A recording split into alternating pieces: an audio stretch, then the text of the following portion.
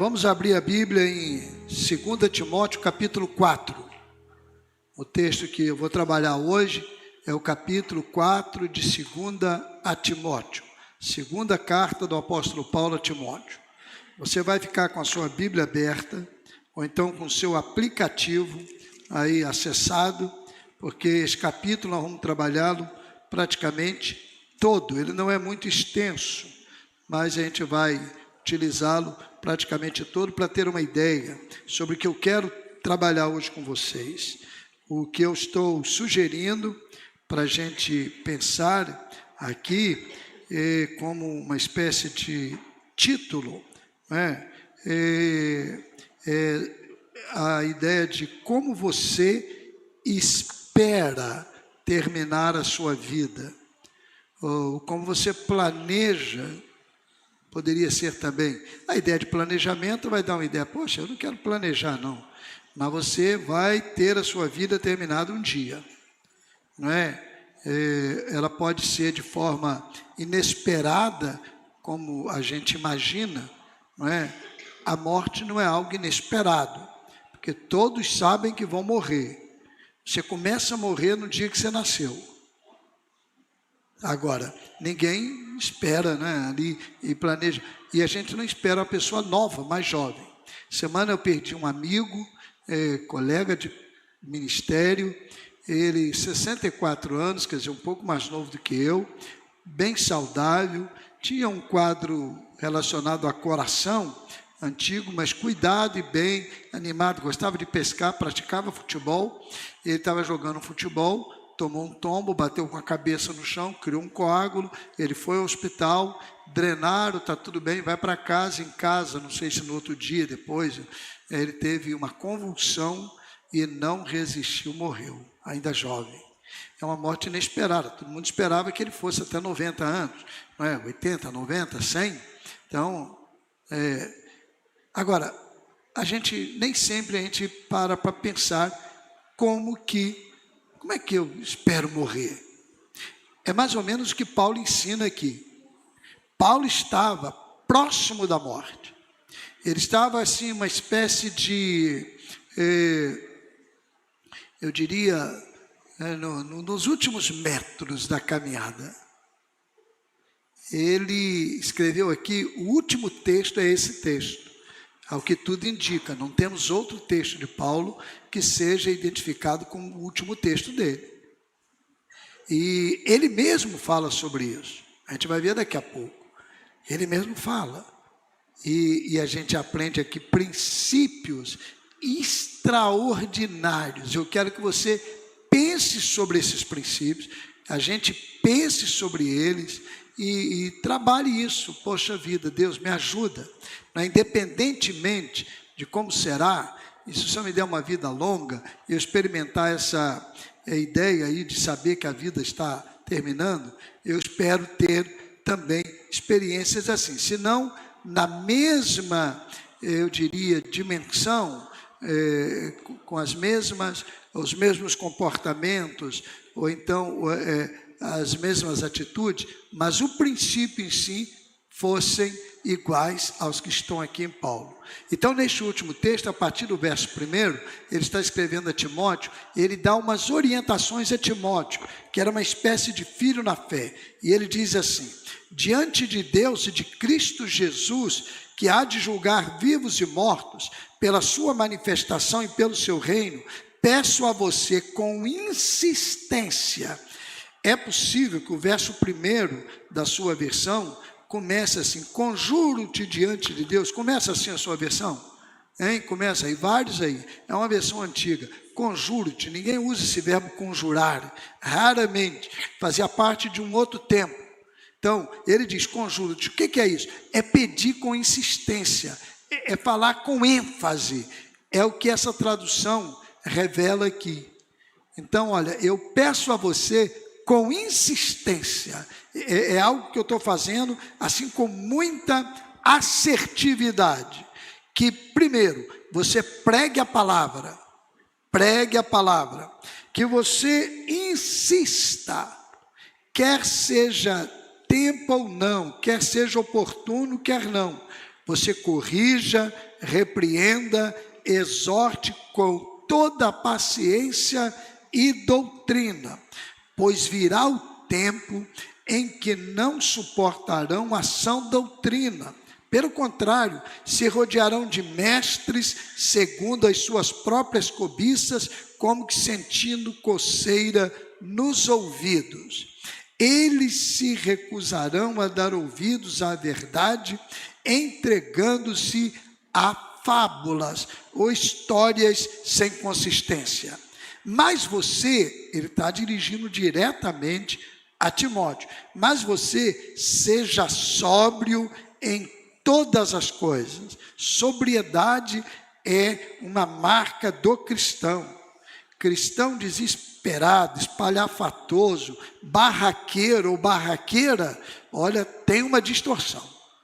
Essa história, eu sou assim mesmo, isso não existe. A sobriedade faz parte da orientação da palavra de Deus e o fruto do Espírito chega a trabalhar isso como uma das revelações, não é, desse fruto, que é o amor, é a sobriedade, a temperança, domínio próprio. É verdade que a gente pode, não é? A gente não tem controle total sobre nossas emoções e reações, mas a vida toda ter essa atitude não é característica de cristão. E Paulo diz então para Timóteo, seja sóbrio em todas as coisas, em tudo, no falar, no agir, no reagir, né, no comer, no beber, então em tudo, tá certo? E está aqui, em todas as coisas, suporte as aflições, faça o trabalho de um evangelista, quer dizer, anuncie a mensagem do evangelho e cumpra cabalmente ou plenamente o seu ministério. Então Paulo pega e dá assim uma orientação a Timóteo de maneira bem objetiva. Quando você for morrer, se você souber, já vive muito, eu sei que o meu tempo está próximo, será que você vai ter alguém que você vai poder chamar e dizer assim, fulano, olha só, vou te dar uns conselhos. Isso é importante. Podem ser os filhos, netos, amigos, colegas. Então, é isso que Paulo está ensinando para a gente. Eu gostaria, quando eu tivesse para morrer, se eu soubesse ali que estava muito próximo, eu gostaria de viver essa experiência. Não é? De poder chamar alguém e dar uns conselhos, com amor, com alegria. E Paulo fez isso com Timóteo, o seu filho na fé. Aí ele vai falar assim, depois que ele apresenta esses conselhos, ele diz assim, olha, quanto a mim, então é o verso seguinte, quanto a mim, já estou sendo oferecido por libação, e o tempo da minha partida chegou. Tem versão que diz, está próximo, chegou. Então olha a experiência dele. Quanto a mim, olha, eu estou aqui na marca do gol, na cara do gol. Só falta empurrar a bola e cruzar a linha. Não vai ter VAR, não vai ter nada. Eu estou aqui. Paulo está dizendo. E é curioso que quando eu li esse texto, eu já li esse texto N vezes, já preguei nele várias vezes, não é? No capítulo 4 em si, mas quando eu li, aí eu fui despertado, porque eu não tinha sido despertado dentro para isso, quando diz assim, quanto a mim, já estou sendo oferecido por libação. Isso é a ideia de sacrifício, quer dizer, ele estava sendo oferecido como no sacrifício morre-se o animal, não é? E no caso de Jesus, ele se ofereceu como sacrifício em nosso lugar, ele tomou e ali morreu. Então eu estou sendo oferecido, é uma metáfora que ele usa, por libação. E o tempo, aí eu falei assim, bem, tempo que Paulo deve estar falando, isso deve ser o tempo de idade mesmo, cronologia. Não é? Eu estou cansado, velho, a média de idade naquela época era diferente da nossa, ele não era tão velho assim, não é? Pelos dias de hoje, mas para a época era, tempo da minha partida chegou. Ele está falando de cronos, duas palavras no grego para tempo, cronos e kairos. Eu fui ver o texto, não é cronos, é kairos. E kairos significa o tempo de Deus. O tempo preparado pelo Senhor. Paulo tinha certeza, então, que a sua partida não era apenas uma intervenção do tempo, Não é? Não era apenas uma intervenção da natureza. Nós já viveu muito, não tem jeito mesmo. Já foi algum sepultamento que a pessoa fala assim, olha, pessoa boa, mas também tinha chegado o tempo, né? Já viu isso? Para o filho, para a esposa, se for homem, ou para o esposo, se for mulher, para o neto, não tem esse negócio, para estar com 200 anos. Mas os outros interpretam assim. Há alguns que reagem, mesmo com familiares, também dessa forma, não há pecado. Porque realmente, como diz o ditado popular, ninguém vai viver para... Como é que é? Para semente, obrigado, isso mesmo, faltou semente. Ninguém vai viver. Mas, até às vezes a gente faz essa leitura com os outros. Mas Paulo não está falando de tempo aqui, de idade, viveu muito. Ele está dizendo assim, é o tempo que Deus preparou. Meu irmão, minha irmã, a gente pode antecipar no sentido de não cuidar da saúde, por isso você tem que fazer, né, exames periodicamente, tem que cuidar da sua saúde, você tem que correr atrás do que a ciência oferece, não é isso? Eu não sei se já foi para o ar, mas hoje, por exemplo, os homens vão dar uma volta na Lua. Eu fiquei assim, puxa vida, como eu gostaria de ter experiência. Eu não teria coragem não, nem preparo para isso eu tenho. Mas eu falei, deve ser uma coisa muito linda. Não é? Vamos dar uma volta na Lua, gente, que coisa linda. Eu imagino voar aqui com 10 mil metros de altura, já é um negócio lindo. Você olha lá para baixo, você olha para aquele cenário todo, você imagina, você dá lá uma volta na Lua, é um negócio tremendo.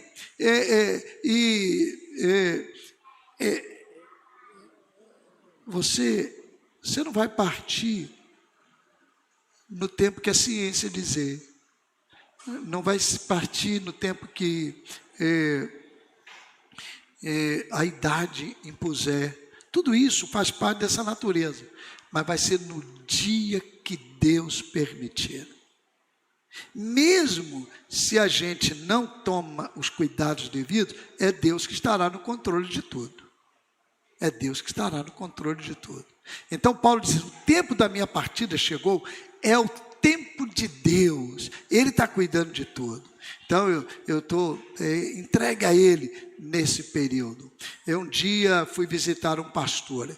Ele um dia detectou um problema de saúde e foi fazer exame, e exame avançou para informação de que havia um tumor. E aí foi fazer então a intervenção, quando abriram, não puderam fazer nada. Aquele tumor já estava em metástase.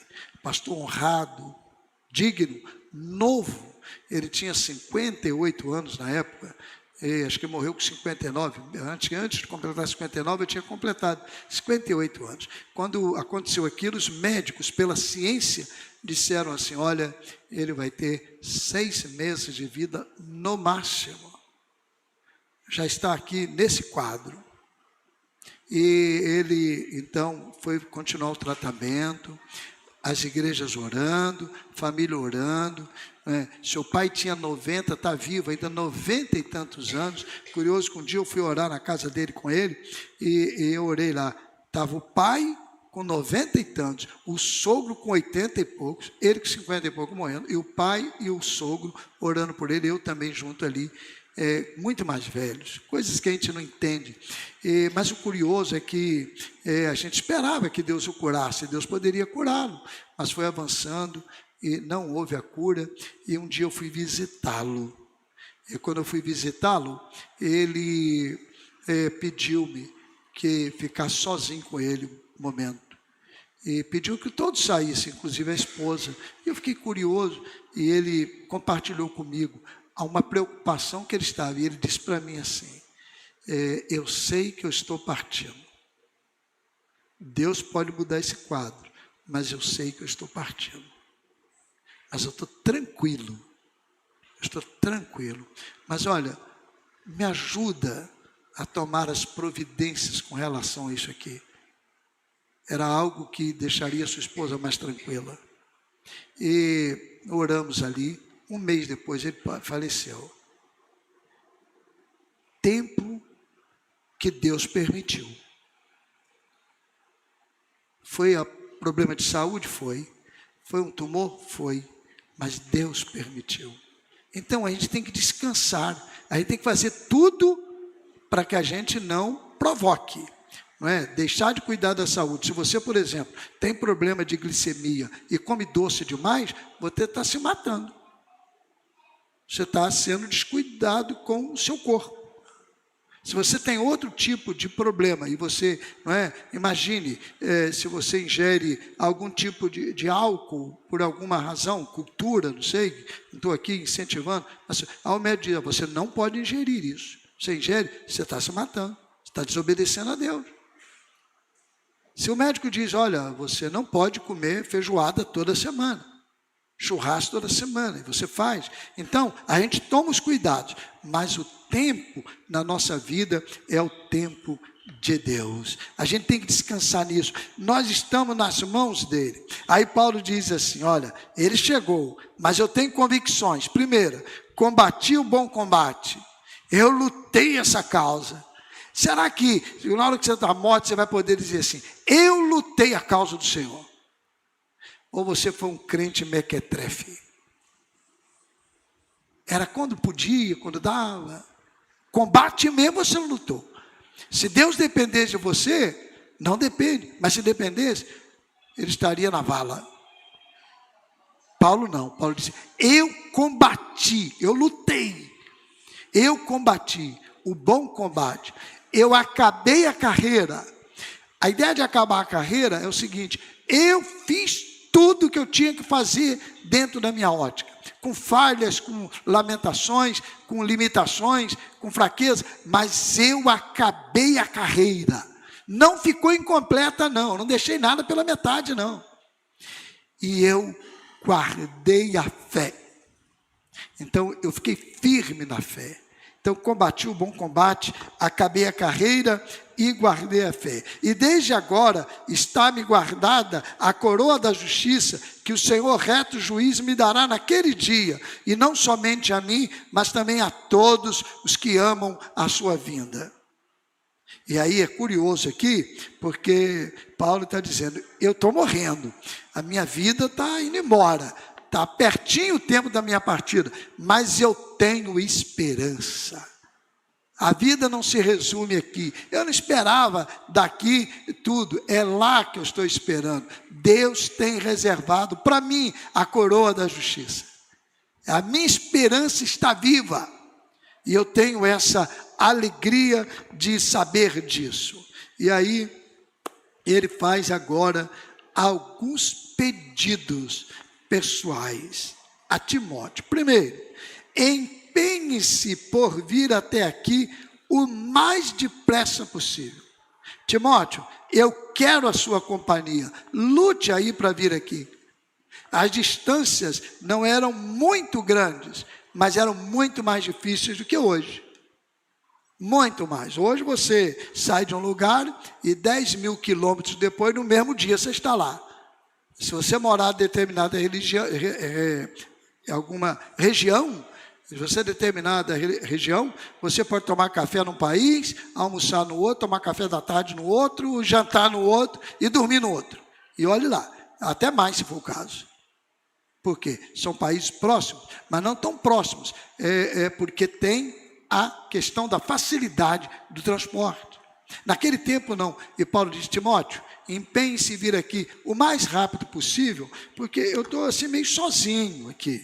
Paulo não estava desesperado, lamentando não. Ele está apresentando a realidade. Demas, tendo amado o presente século, me abandonou e foi para Tessalônica. É curioso isso aqui. Demas aparece 3 vezes na Bíblia. E a ordem que a gente pode imaginar da sua escalada como cristão é primeiro em Filemão. Ele aparece como cooperador de Paulo. Filemão 23, o verso 23. Como cooperador de Paulo. Depois ele aparece em Colossenses 4,14. E ali ele é apenas citado, não é mais colaborador, não é mais um ajudante de Paulo. É apenas citado. E agora ele é apresentado como aquele, no finalzinho da vida de Paulo. Ele me abandonou amando o presente século. A boa parte daqueles que estudam os textos e a dinâmica e aquele tempo sugere que isso aqui de Demas foi um envolvimento com riqueza, com dinheiro, o interesse pelo bem material. E ele então abandonou a causa por isso. Não se tem informação se ele retornou mais tarde ou não, não vamos ter isso aqui para a gente. Mas naquele momento Paulo diz, Demas me abandonou, amando o presente século. Alguma coisa o chamou. Há cristãos assim, caminham, são firmes, e depois alguma coisa desvia o foco. Há muitos ídolos na vida dos cristãos. E um dos ídolos é quando a prosperidade alcança a vida, nada contra a prosperidade, pelo contrário, todos devemos prosperar. Mas alguns, quando vem a prosperidade, focam naquilo e esquecem do amor a Jesus, do amor a Deus. Família também, pode ser também. Há muitos filhos que são ídolos para os pais. É uma pena. Porque o amor aos filhos não significa idolatria aos filhos. E Demas, alguma coisa chamou a atenção dele e abandonou. Paulo diz que outros também não estavam ali com ele. Por exemplo, Crescente foi para a Galácia, Tito foi para a Dalmácia, só Lucas está comigo. Mas esses não abandonaram, porque estavam abandonando a causa. Eles estavam em outras atividades. É possível que, de repente, quando você estiver para partir, seu filho não esteja do seu lado ali. Está morando em outro país, sei lá. Isso é possível. Mas a unidade existe, a unidade está ali junto. Então, Crescente, aqui, Tito, são lembrados não como alguém que abandonou Paulo e amou o presente século. Só a Demas é dada essa informação triste, não é? E lamentável. E aí, agora, depois de fazer esse pedido, empenhe-se a vir comigo aqui, Paulo também destaca 3 desejos do seu coração. É muito interessante isso. Primeiro, verso 11, depois de dizer assim, só Lucas está comigo. Encontre Marcos e traga-o junto com você, pois me é útil para o ministério. Primeiro pedido, traze João Marcos com você. Eu quero estar com João Marcos, ele é útil ao ministério. Havia um rompimento de relacionamento. Não era porque brigaram, não. Não era isso. Na primeira viagem missionária, João Marcos, em Perge da Panfilha, deixa de continuar a viagem e volta. Então, Paulo e Barnabé foram sozinhos na viagem. Paulo, Barnabé, João Marcos estava com eles. Na Panfilha, em Perge da Panfilha, João Marcos deixa e não segue a viagem. Eles prosseguem a viagem, terminam a primeira viagem e voltam para Jerusalém. Acontece o concílio. Aí Paulo e Barnabé dizem assim, vamos empreender uma segunda viagem. Vamos passar pelas igrejas que nós passamos, fundamos, criamos, e vamos fortalecer esses irmãos na fé, vamos ver como é que eles estão.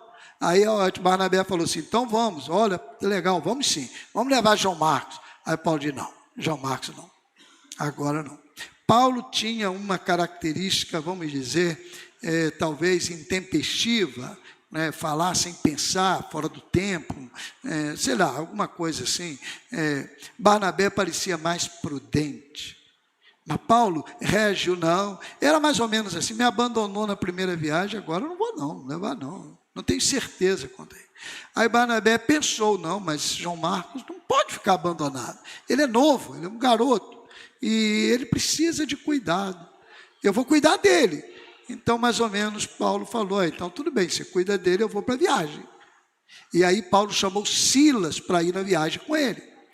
A partir do capítulo 16, ali no final final do 15, final 16, aí você tem a segunda viagem. E aí, Paulo e Silas vão para a segunda viagem, e João Marcos segue com Barnabé. Não ficou esquecido de Barnabé, foi ajudado, foi abençoado, estava firme. Paulo agora diz, traga João Marcos aqui também. Ele é útil para mim. Paulo queria resolver essa questão do coração.